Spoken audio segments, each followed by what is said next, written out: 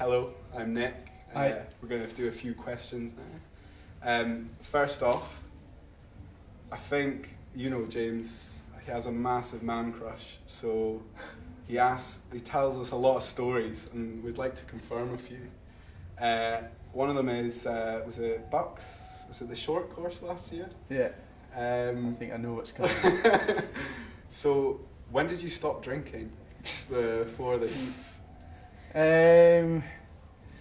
All I remember was really waking up at 11:15 and realising I had to race at 11 o'clock. So quickly ran from my hotel to the pool and just ran straight onto the block and realised I didn't make it into the final after that race, which was, unsurprisingly. But fortunately for the Bucks rule, it was 2 swimmers per university, so I managed to scrape in lane 0 for the final. But by that point, I was in a better shape to race. And I managed to win the gold medal, and I think that was the 3rd gold medal of the competition for me, so it was a good result. It's good. Yeah, absolutely. Very, very excited. Since Delhi, I've been looking forward to the Commonwealth Games in Glasgow, so yeah, it's going to be a fantastic competition. The whole city's getting so buzzed for it, and I'm just going to make sure I'm in the best possible shape to get myself on top of that podium again, so I'm really looking forward to it. You must have had about 1 million interviews by now. Do you get them all the time? Well, not so much. Unfortunate thing with swimming is we only get to compete at our best maybe 2 or 3 times a year. So most of the year we're training. So it's very tough being a swimmer. Most competitions we're training through, and it's all leading towards the Commonwealth Games, the World Championships, the Olympic Games. So it's a very tough sport. It's not a sport like football where you have the opportunity to compete every weekend. Swimming is, there's only a few opportunities every year, and you've got to make sure you're in the best possible shape for that. So, has there been any questions that you've been asked that you thought, what is this guy talking about? Who's employed him? There's a couple reporters that obviously don't have a clue about swimming and ask you some ridiculous questions. Like the ones that always come up are, I hear Michael Phelps eats 10,000 calories a day, whereas I know fine well that guy does not eat 10,000 calories a day, and the size of Ian Thorpe's feet, that makes him a good swimmer, which is not true. It's just a lot of stuff gets blown out in the media. So. You brought your lovely girlfriend along. Are we allowed to swish it around? We can show it. Sure we can. Yeah, might as well. Get you involved. Make sure you get in it. Up the sofas here. Oh, yeah, why don't you just sit come on on? that? We can just. I bet you didn't think you'd be doing this. Yeah, I know. Come. How about you sit there? Hurt. So, how did you meet? Do you want to tell him? Oh, she works for British Swimming in the media department. We used to swim together a couple of years ago, so that's how we knew each other.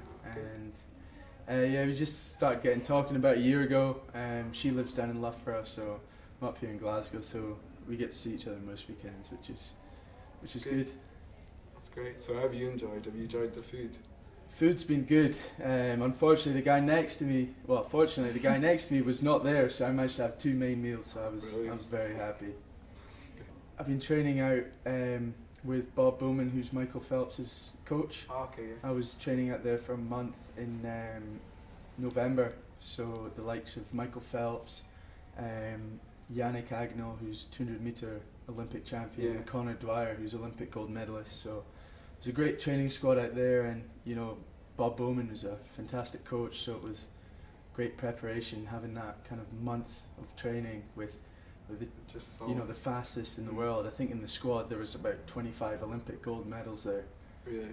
It's something you don't come across every day, so that was pretty special. How was European Champions? Would you come 6th? That was a world champs. Oh, world champs. Last summer, came 6th, so that was kind of replicated my performance at the Olympic Games. So every year I want to see a bit of improvement. So it was a bit sour. Bit sour, coming 6th again. I would have loved to have even stepped up to the medals, but it's kind of given me a lot of motivation this season to to get at the top of the podium for the Commonwealth Games. So it's sport at the end of the day. You can't control the outcome. So. All right, last question. Who is your favourite swimmer? Like, do you like talk to them or anything like that? Do you chat to them? My favourite swimmer.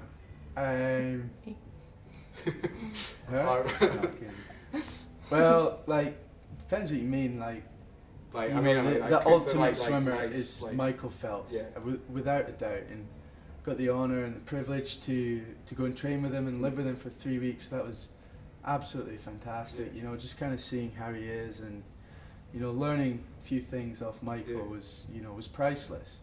And then earlier last year I got to train with Ryan Lochte as well. Yeah. And Connor Dwyer, who's one of my good friends in swimming now. So, these guys are, multi-Olympic gold medalists. So having the opportunity to train with these guys is, something I'll never forget. That's cool. And do you get to cut loose at any point? Minus before I mean, maybe at the annual University of Strathclyde Sports Awards, it's great to have a few shandies, and it's a great atmosphere tonight. Everyone's having fun. But with swimming, like I say, we're only competing at our best 2 or 3 times a year, so that leaves most of the year just heavy training. And it is important in my mind to have something at the end of the week to look forward to, whether that's a couple of drinks with your friends or going out surfing. I like to surf and these kind of things. So yeah, and swimming is relatively relaxed, I think.